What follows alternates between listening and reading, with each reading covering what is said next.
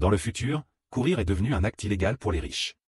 Un homme, en prenant conscience de cette règle, ralentit aussitôt sa course, redoutant qu'on découvre qu'il vient tout juste de devenir riche en une nuit. Pour cacher son odeur de pauvreté, il se rend directement dans un hôtel 5 étoiles, réserve la suite présidentielle la plus luxueuse sans même discuter, mais étrangement, la réceptionniste ne lui demande pas d'argent. Au lieu de cela, elle scannait son poignet avec un appareil et lui tend la clé de la chambre, signifiant que la transaction est terminée. En fait, dès la naissance, chaque personne possède un chronomètre implanté sur son bras. Celui-ci sert à la fois de monnaie et de compte à rebours de leur vie. Lorsqu'il arrive à 0, la personne meurt instantanément. Cependant, ceux qui ont suffisamment de temps peuvent prolonger leur existence indéfiniment. Malheureusement, la majorité des ressources sont toujours contrôlées par une élite riche, et les pauvres doivent travailler sans relâche pour gagner du temps afin de survivre. Il y a 3 jours, Will était encore un pauvre travailleur dans une usine électronique, gagnant juste assez de temps pour survivre jusqu'au lendemain, avec des heures supplémentaires non payées en plus.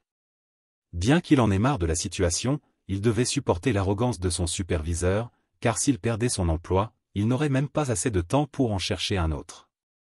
Après le travail, Will se rend dans un bar pour trouver un petit job qui lui permettrait de récupérer un peu de temps, mais il rencontre par hasard un riche homme d'affaires qui cherche à noyer son chagrin dans l'alcool. L'homme, dont le chronomètre indique une durée impressionnante, se fait remarquer et une bande de voyous, des « barons du temps », arrive pour l'attaquer. Mais l'homme riche reste impassible. Avant que les choses ne dégénèrent, il se dirige vers les toilettes pour résoudre un petit problème. Le chef des voyous, pensant que la situation est sous contrôle, ne fait rien pour l'empêcher. Mais au moment où l'homme entre aux toilettes, vomissant violemment, Will, caché derrière la porte, intervient et sauve l'homme des mains des malfaiteurs. Tous deux s'échappent, courant dans les rues, échappant de justesse à leurs poursuivants. Bien qu'ils réussissent à se cacher dans un bâtiment abandonné, un des voyous reconnaît Will. Il apprend alors que l'homme d'affaires a attiré l'attention de tous pour une raison bien particulière, il en a assez de la vie. À plus de 100 ans, il en a fini avec le monde, et il cherche en réalité à mourir. Il révèle à Will une vérité brutale, les riches obtiennent l'immortalité en échange de la vie des pauvres. Ils contrôlent les ressources dans les quartiers pauvres, exploitent les travailleurs et augmentent régulièrement les coûts de la vie pour que les pauvres ne puissent jamais se reposer, assurant ainsi leur propre éternité tout en éliminant les pauvres. Ce que Will apprend ensuite le laisse sans voix. L'homme d'affaires lui demande ce qu'il ferait s'il avait autant de temps que lui, mais Will ne répond pas, sachant pertinemment qu'il ne gaspillerait jamais une seconde. Le lendemain matin, Will se réveille et constate avec surprise qu'il a gagné une centaine d'années supplémentaires. L'homme d'affaires a disparu, mais il lui a laissé un message, « Profite bien du temps que je t'ai donné ». Il trouve la note, mais lorsqu'il se rend sur un pont, l'homme d'affaires est déjà parti, emporté par la mort. Will, le cœur lourd, doit maintenant faire face aux conséquences de ses choix. Le soir même, il décide de partager un peu du temps qu'il a reçu avec un ami de longue date, mais il ne se doute pas que ce geste, fait dans un élan de générosité, pourrait avoir des conséquences tragiques. Le temps qu'il offre tue en fait son ami. Après la perte de sa mère, Will, dévasté, décide de faire payer le système. C'est alors qu'il entreprend un long périple à travers les barrières sociales, passant par un véritable parcours du combattant pour atteindre le quartier des riches, un endroit où l'accès est presque impossible pour les pauvres. Mais Will, déterminé, poursuit sa quête sans hésiter. On pensait que Will allait reculer face à la difficulté, mais il a surpris tout le monde par son audace et son incroyable détermination. Il mise tout ce qu'il possède contre le président de la banque, ne se laissant que 30 secondes pour jouer ses cartes. Cela signifie que s'il perd, il n'aura aucune chance de s'en sortir et mourra sur le champ. Heureusement, Will remporte la partie, et son capital monte en flèche, atteignant plusieurs centaines d'années de temps. Le président, impressionné par sa volonté, lui présente sa fille, Marie. Attirée par le charisme de Will, Marie l'invitait à un dîner chez elle, et Will, ravi de saisir toute occasion de se rapprocher des élites, accepte. Mais son regard sur la fille du président semble en dire long. Plus tard, Will dépense 60 ans pour s'acheter une voiture de luxe et se rend à la villa de Marie en bord de mer. Elle le reçoit chaleureusement, écartant ses gardes du corps pour passer un moment seul avec lui. L'alchimie entre eux est immédiate, et leur complicité grandit au fur et à mesure de la conversation. Finalement, ils quittent ensemble le hall, se tenant la main devant le président, pour aller nager dans l'océan. Marie se sent de plus en plus attirée par lui, constatant qu'il est vraiment différent des autres. Mais soudain, la police du temps fait irruption, emmenant Will pour un interrogatoire.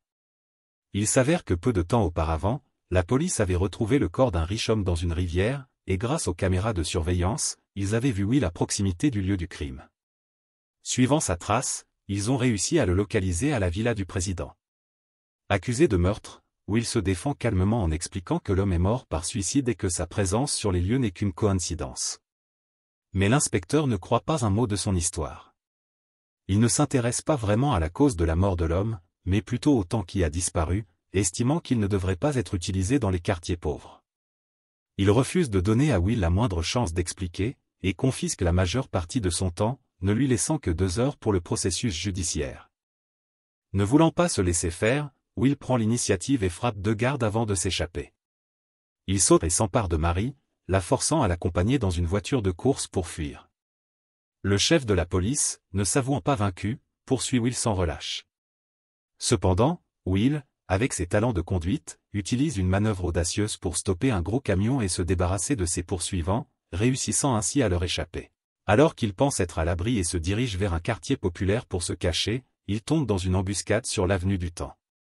Sa voiture et lui-même chutent du pont, et bien que Will soit à moitié mort, il remarque que Mary possède encore une dizaine d'années de temps.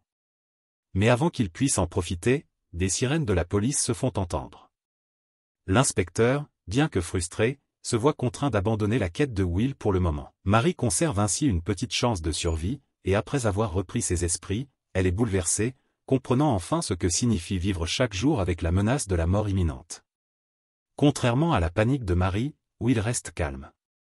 Il se souvient alors du temps qu'il avait donné à son ami et comprend que cet argent pourrait maintenant être utilisé pour sauver Mary.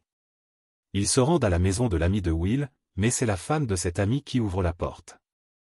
Will explique rapidement la situation, mais apprend avec horreur que son ami, qui avait récemment fait fortune, avait dépensé 9 ans de son temps pour faire la fête, ce qui l'a conduit à la mort par excès d'alcool. Dévasté par la nouvelle, Will regrette profondément d'avoir donné ce temps à son ami, pensant qu'il voulait simplement l'aider. Il récupère un diamant précieux pour acheter un peu de temps supplémentaire, ce qui lui permet de prolonger leur survie de quelques jours. Mais il ne peut pas se permettre de se reposer, car il doit poursuivre son plan de vengeance. Will contacte alors le père du président de la banque, menaçant de prendre 1000 ans de son temps en rançon, à livrer le lendemain matin dans une banque désignée, sans quoi il en subirait les conséquences. Pour le président, 1000 ans de temps ne sont qu'une goutte d'eau, mais il hésite. Il comprend que Mary et Will se sont alliés et qu'ils sont maintenant sur la même longueur d'onde. Le président sait qu'il est en danger, mais il ne veut pas céder. Mary, elle, commence à comprendre le système cruel et exploiteur que les riches ont mis en place et les injustices qu'il inflige aux pauvres. La décision de Mary de se joindre à Will devient de plus en plus évidente, surtout après un événement tragique. Le lendemain, lorsqu'aucune rançon n'est livrée à la banque et que les portes sont fermées en avance, Mary se rend compte que son père l'a trahi. C'est le moment où elle décide de s'allier entièrement à Will, après avoir vu à quel point son propre père était prêt à l'ignorer et à ignorer les souffrances des pauvres. Alors que Mary est dévastée, Will, sans le moindre doute, décide de continuer leur fuite, tout en offrant à Mary une chance de se défendre avec une arme à feu. Face à l'inspecteur qui les poursuit, Mary, d'un coup de feu, prend la décision de protéger leur avenir, et ensemble, ils se lancent dans une nouvelle évasion. Loin de la vie protégée des riches, Mary et Will deviennent une équipe de survie, prête à tout pour s'affranchir de ce système impitoyable. Et, dans une dernière audace, ils décident de voler une voiture de luxe, défiant une fois de plus les règles d'un monde cruel et inégalitaire. Et voilà, c'est la fin de cette aventure. Si tu as aimé cette histoire, n'oublie pas de lâcher un pouce bleu et de t'abonner pour ne rien manquer de mes prochaines vidéos. Ça me ferait vraiment plaisir de t'avoir parmi mes abonnés. Partage cette vidéo avec tes amis et on se retrouve très bientôt pour de nouvelles découvertes. À très vite, et n'oublie pas, ici, chaque seconde compte.